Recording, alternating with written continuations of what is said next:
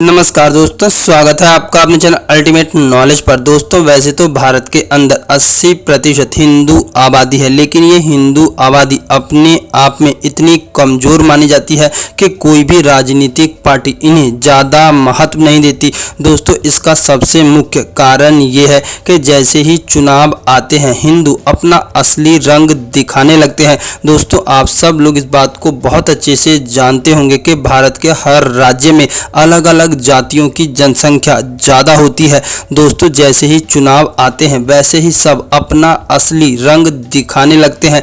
अगर on camera सबसे पूछा जाए तो ये लोग हमेशा ही इस बात को कहते हैं कि इनके जीवन में जाति से ज़्यादा धर्म का महत्व होता है, लेकिन एक्चुअली में ये सिर्फ और सिर्फ एक कोरा झूठ होता है।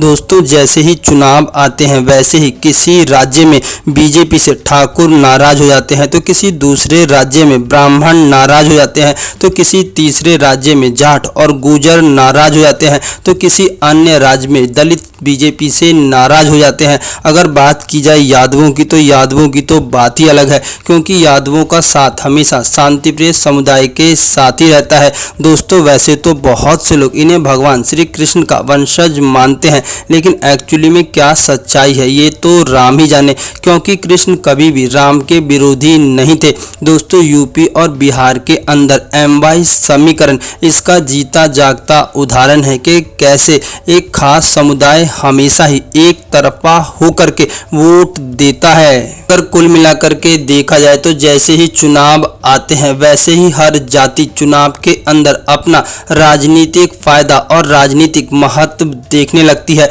उन सभी के लिए चुनाव आते ही जाति सबसे महत्वपूर्ण हो जाती है और धर्म पीछे छूट जाता है। यही कारण है कि भारत में 80% हिंदू आबादी होने के बावजूद भी भारत में रहने वाला हिंदू खुद को कमज़ोर मानता है, और इस बात से आप सब लोग इनकार नहीं कर सकते। आप सब लोग आए दिन टीवी समाचारों में इस चीज़ को देखते होंगे कि किस प्रकार से भारत के अंदर ही हिंदुओं को शांतिप्रिय समुदाय के द्वारा प्रताड़ित किया जाता है, और इसका कारण सिर्फ और सिर्फ आप लोगों की गंदी मानसिकता है।